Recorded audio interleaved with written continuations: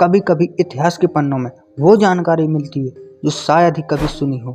अक्सर किसी वजह से वो दब जाती है, लेकिन जब वो कहानी उन्हीं पन्नों में से निकलकर आप और हम लोगों के पास पहुंच जाती है, उन्हीं कहानी में से एक कहानी जिसमें एक ऐसी वीरांगना थी जिसको शिकार का नाम सुनकर अपनी सुध बुध खो देती थी, लेकिन फिर उन्हें ना भूख लगती थी और ना प्यास लगती थी।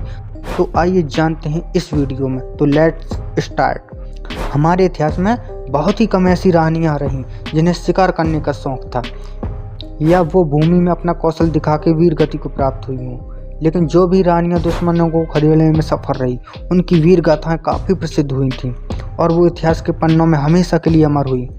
और उन्हीं में से एक चंदेल की राजा की बेटी और गढ़गटंगा की राजा संग्राम साय, जिन्हें अमनदास भी कहा जाता था, उनकी पत्नी रानी दुर्गावती।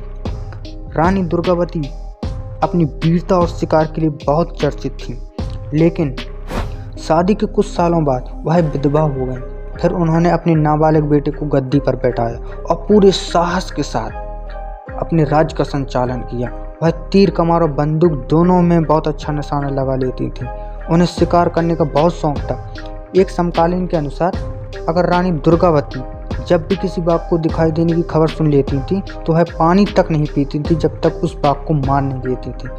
उन्होंने सिर्फ यही नहीं, उन्होंने कई युद्ध जीते और बाज बहादुर समेत कई पड़ोसियों के खिलाफ युद्ध में अपना परचम लहराया। लेकिन इलाहाबाद की मुगल सूबेदार आसफ खान से वो युद्ध में हार गई। जब आसफ खान अपनी 10,000 सेना के साथ बुंदेलखंड की ओर बढ़ा, लेकिन रानी के पास एक छोटी सी सेना थी। वह युद्ध में बुरी तरह घायल हो गई और खुद को हारा देख एवं पकड़े जाने के डर से स्वयं को ही खंजर मार डाला और इस वीरांगना की कहानी सदा के लिए अमर हो गई।